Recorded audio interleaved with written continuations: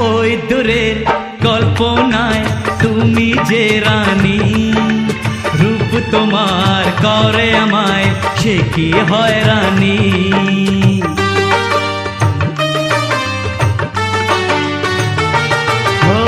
ওই দূরের কল্পনায় তুমি যে রানী, রূপ তোমার করে আমায় সে কি হয়রানি।